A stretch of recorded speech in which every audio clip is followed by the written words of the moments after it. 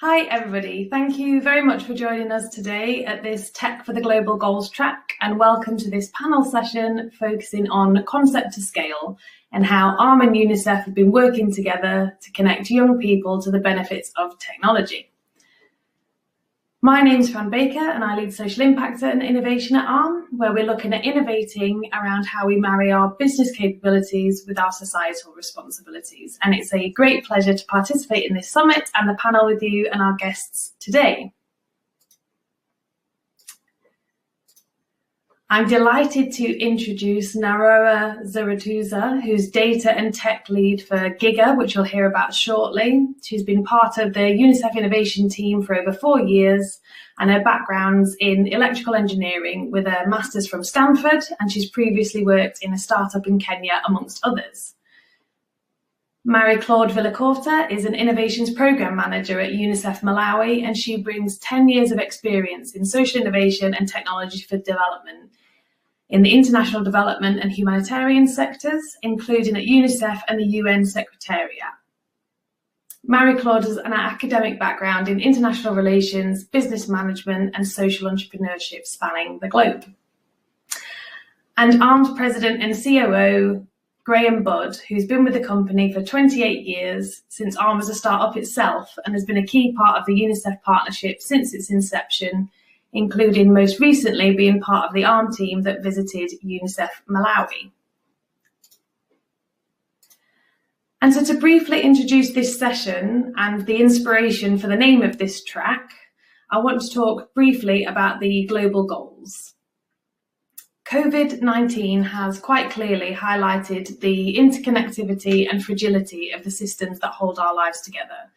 And whilst everything's up in the air, we've been forced to reevaluate the way that we live, the way that we work, and the way that we connect with the world around us.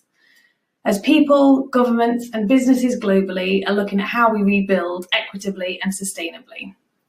And the roadmap or framework to do that are the Sustainable Development Goals, which are also known as the Global Goals. And these are more important now than ever. In 2015, world leaders from all 193 member states of the UN agreed to the 17 interconnected goals with the aim to create a better world by 2030, ending poverty, fighting inequality, and urgently addressing the climate crisis. Each goal has a list of targets, and within each target are indicators that are used to measure progress towards reaching these goals. And the tech industry has got a huge role to play in this more equitable rebuild.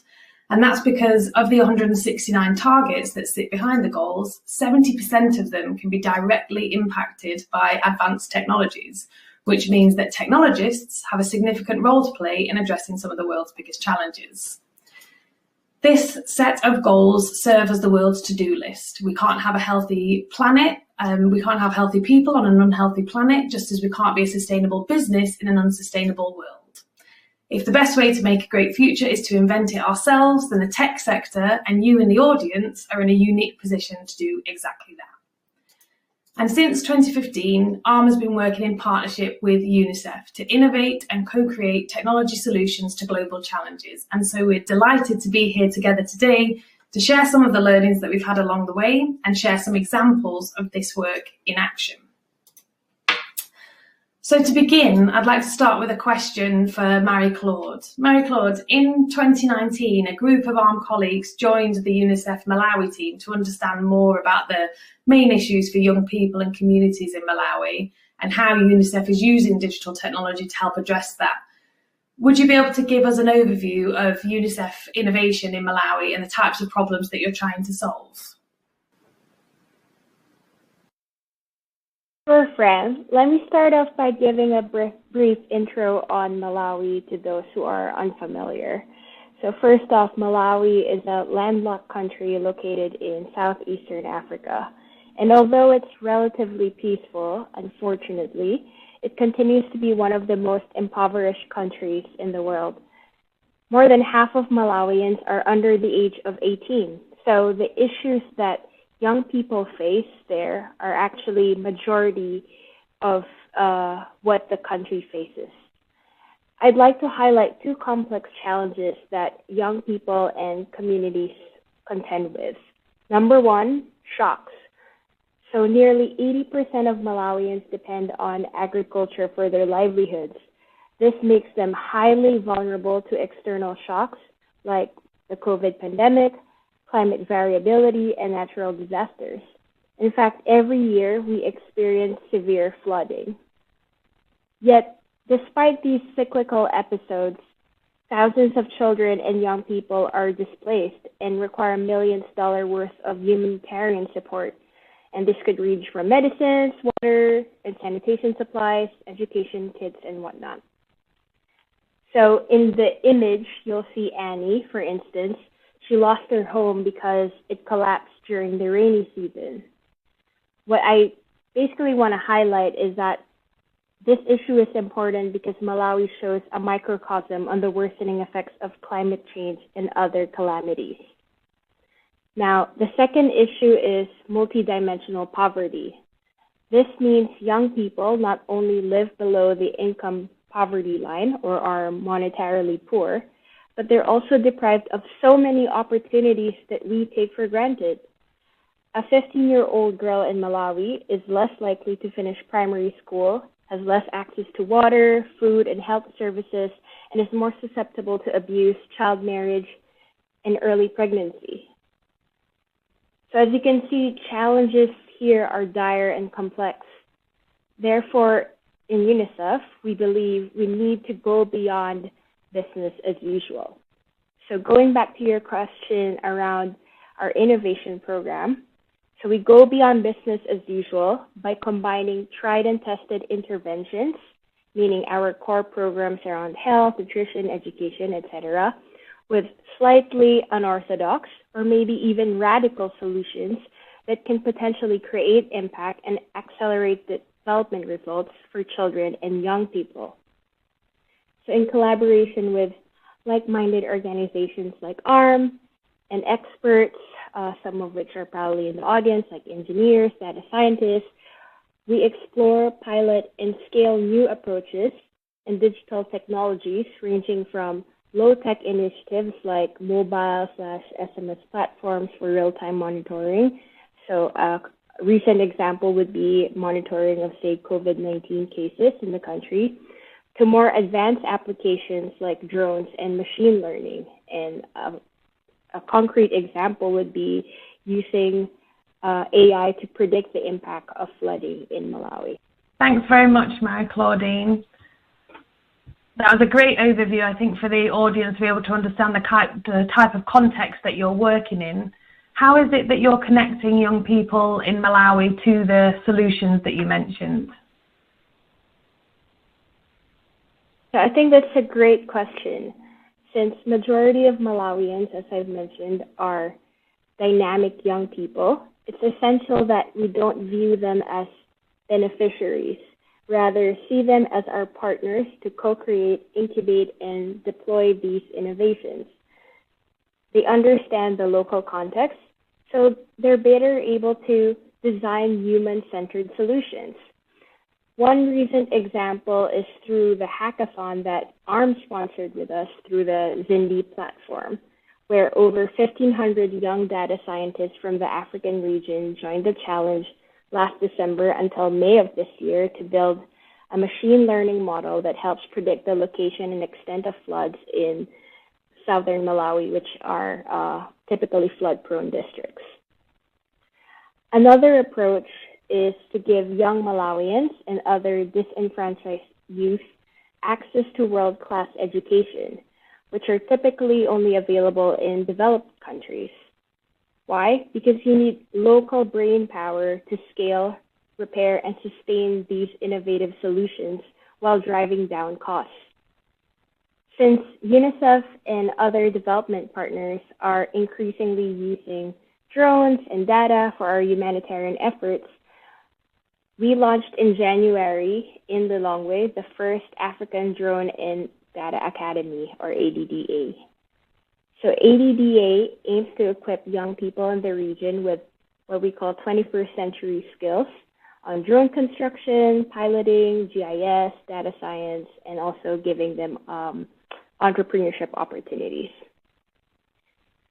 And what I'd like to highlight is that coming from a developing country myself, I'm from the Philippines, I can't help but emphasize how these opportunities are life-changing. We have students like Theodore, who's a Congolese refugee who wants to use technology to improve crop production and prevent malnutrition.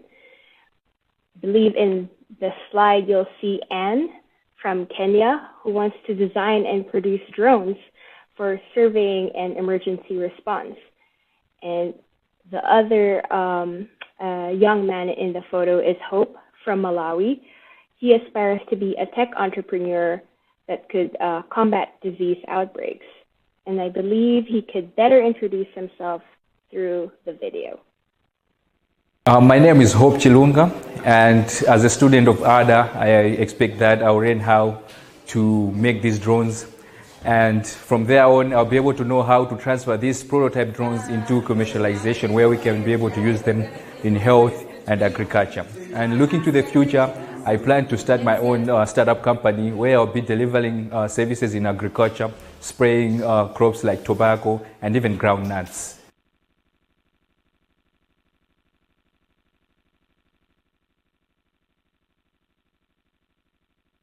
That was brilliant to see the students in action and to really bring to life the types of things that you're doing through ADDA there. How are ARM supporting Unicef Malawi particularly? So you mentioned that ARM team came to visit Malawi last year. Actually, this was in November, and they visited the ADDA campus and conducted a workshop among the students. And then, of course, I mentioned the hackathon earlier.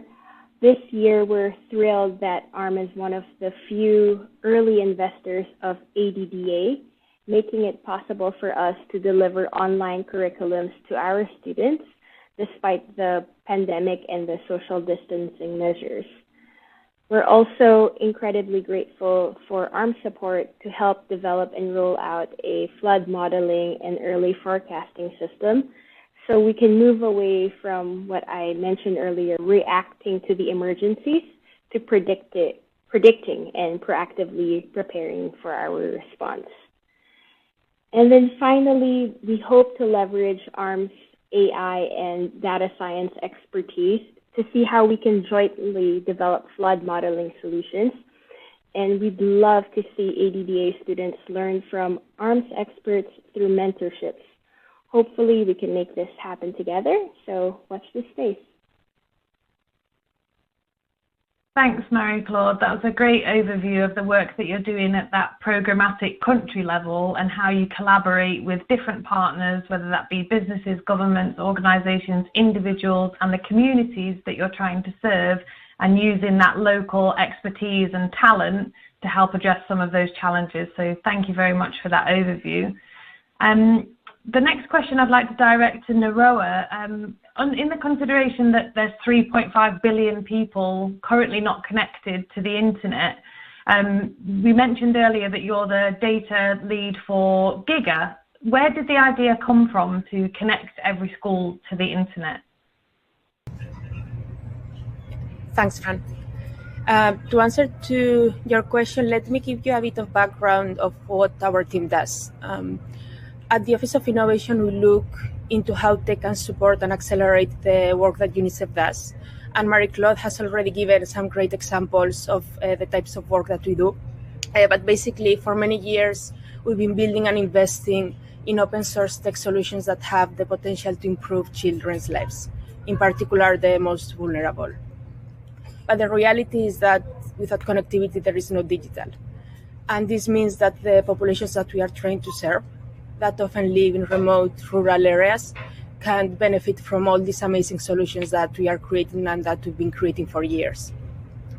So that's when we decided that as a team, we should also tackle the other side of the problem and start GIGA, a joint initiative between UNICEF and ITU that aims to connect every school in the world to the internet and every young person to information, opportunity, and choice. In particular, now, in times where the need for connectivity is more critical than ever, where not having access to the internet results in not being able to continue learning, work, or even access to basic services. We believe that UNICEF is uniquely positioned to bring different stakeholders together and work with them to achieve the ambitious goal of universal connectivity. To give you a bit more background or information around GIGA, so GIGA is divided into 4 main pillars: map, finance, connect, and empower. The first one, map, looks into creating a live global map of school connectivity around the world. The map serves as the foundation for the consequent phases of the project and allows us to identify gaps in connectivity, aggregate demand, and build the right financing models that will unlock the funding to connect the schools in a given country. GIGA then works with governments and industry to deploy fit-for-purpose connectivity solutions. And of course, once schools get connected, we support governments in deploying relevant digital solutions and scaling them. To finish, to give you an example of the value that just the first pillar of the mapping can bring, in Kyrgyzstan, thanks to the mapping that we did, the government committed to connect the remaining 690 schools to the internet. And not only that, it also provided them with a tool to sit down with different providers, internet service providers in the country, negotiate contracts and prices with them. And through that, they were able to lower the prices down to half, which meant cost savings of around 200,000 USD a year, which is the 40% of the government's education connectivity budget. And so, Graham, you were one of the fortunate members of the ARM team who visited the UNICEF Malawi team in 2019. How did you see UNICEF using digital technology in Malawi to solve problems for young people?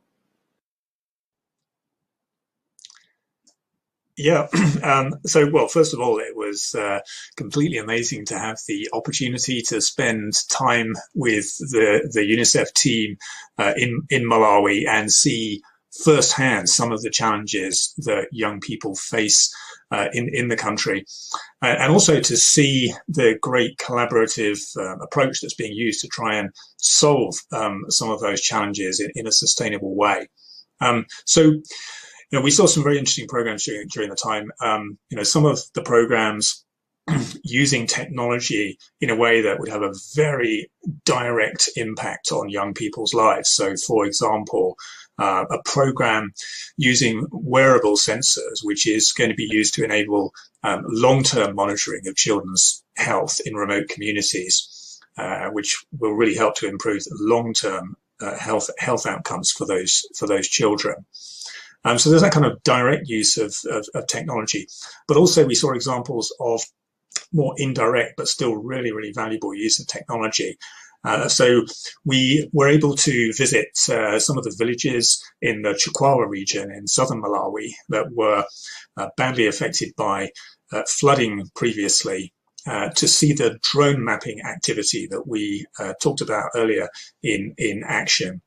And this is an example where some great technology can be applied using artificial intelligence to process the results gathered from that drone imaging in these remote regions, and to be able to address susceptibility to flooding hyper-locally, right down to the level of individual houses and buildings, and really be able to work out, therefore, how to reduce risk and protect people's lives in future.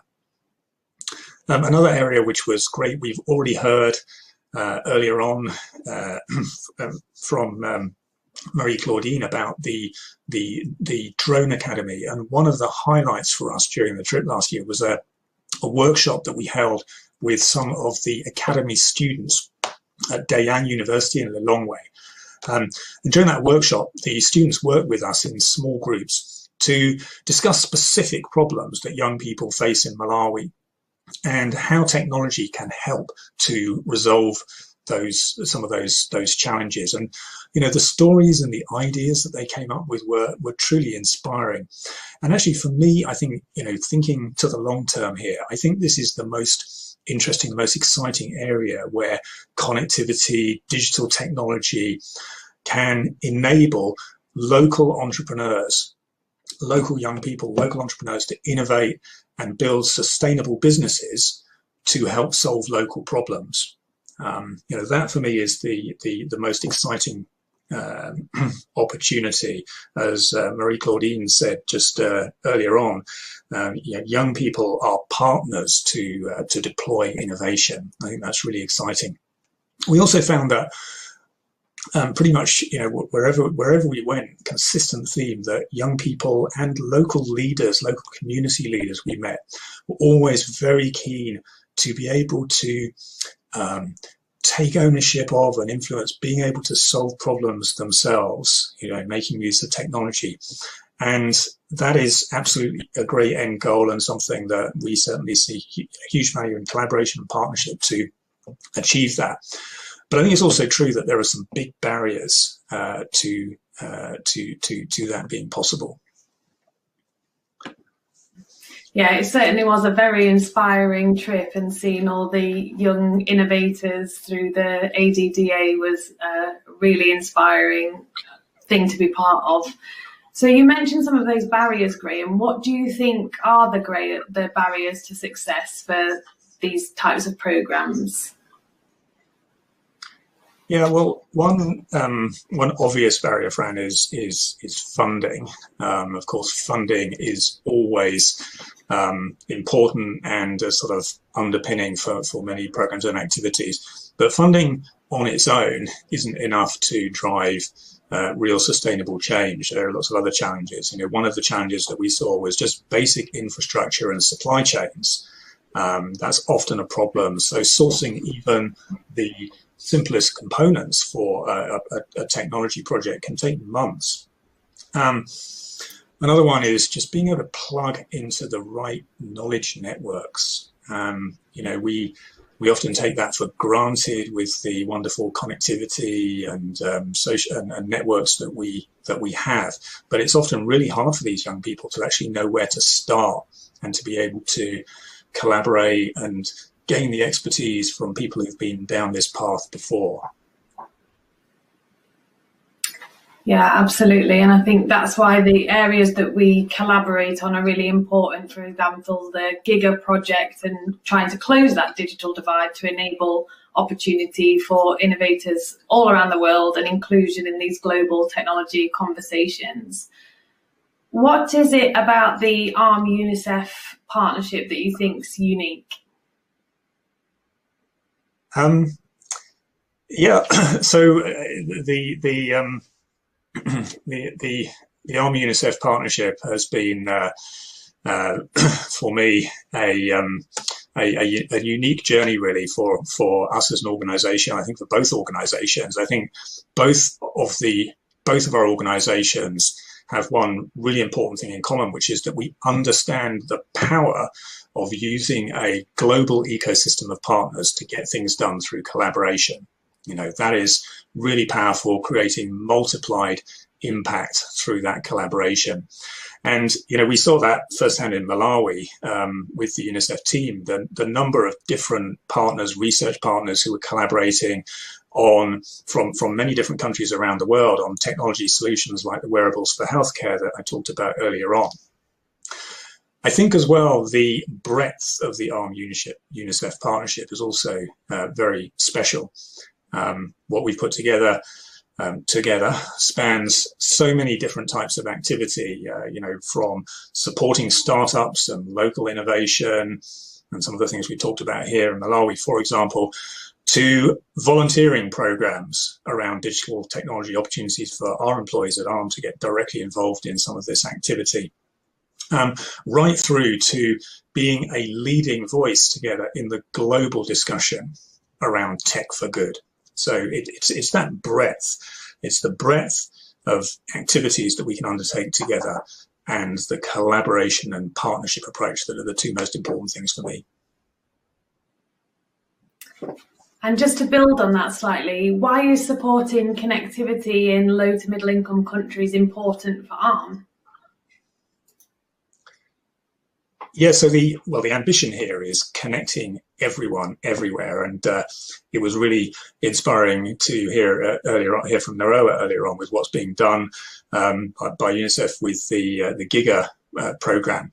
But, why is all of this important? Why is connecting everybody important? Well, firstly, it's the right thing to do, right? This is a way that we can really contribute to improving people's lives globally by closing the digital divide. That's what we want to try and do.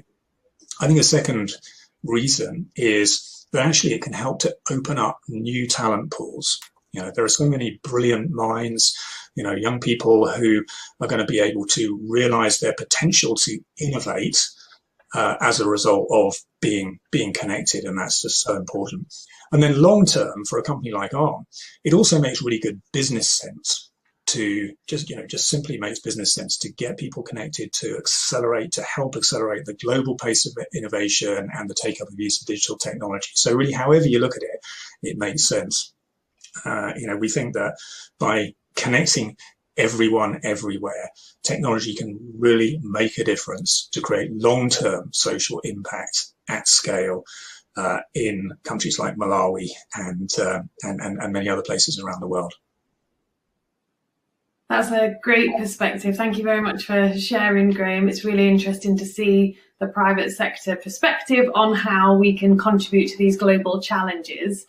I'd just like to ask you one quick question, and I would then open that out to Naroa and Marie-Claude as well. But how can developers in the audience get involved?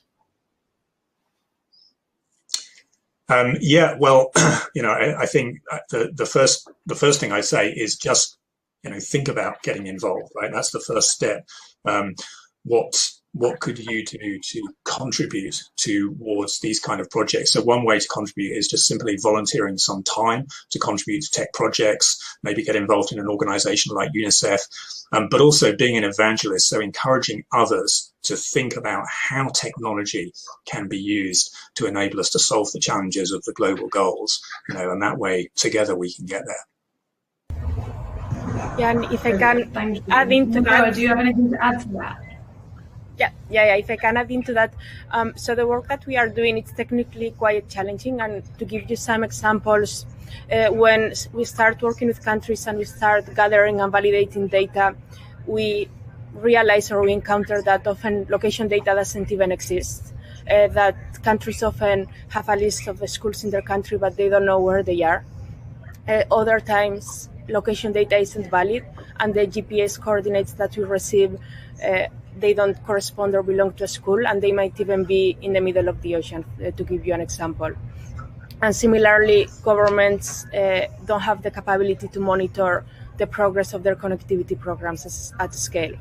Theoretical speeds are reported on monthly or annual basis by internet service providers, and they often don't match with the real speeds on the ground.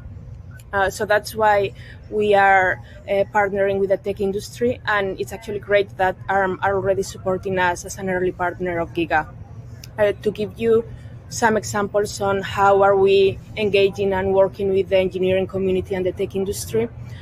So first of all, we are establishing data sharing agreements with private sector partners such as Facebook, GSMA, Nick.VR, who are providing us access to data around school locations, connectivity, as well as other infrastructure-related data. Secondly, we are also working with companies like Ericsson, Actual, or Marxar to build data science and AI models that can help accelerate and scale the work. For example, we've created some machine learning models that automatically map schools from satellite imagery, and these models were able to find almost 7,000 schools in Colombia that were not part of the official datasets. We are also building AI techniques to optimize the design and deployment of infrastructure, or data science models to estimate the cost of extending connectivity to schools. Finally, we are engaging with the engineering community so that they can help us build different software and tools. And for instance, we've recently created again to crowdsource the validation of school locations from volunteers across the world. Or we've also built a browser extension that measures the quality of the service of internet in schools. These are some examples, and we are hoping that over the next year we'll expand our network of partners and that we'll have many more join GIGA. So please, if you're interested, don't hesitate in reaching out to us. You can find more information on how to do that on gigaconnect.org. Thanks. Thanks very much for sharing that, Naroa. I think it's such an inspiring project, and that ambition to connect everyone everywhere is certainly very important, especially in the world that we currently find ourselves in. So with that, I would like to say a giant thank you to our brilliant speakers. Thank you to the audience for joining us today. We really hope that this has piqued your interest and you can see how you can play a part in using your technical skills to solve some big global challenges. Please get in touch and find out more about the ARM Unicef Partnership or Sustainability at ARM on the ARM website. And there's also many opportunities for developers to get involved, whether that be through virtual mapathons, where you can map schools that are currently missing from maps. So please do get in touch, continue the conversation with us, and we really hope you've enjoyed this session, and we look forward to hearing your questions and of course seeing you at other sessions in this Global Goals track. Thanks very much.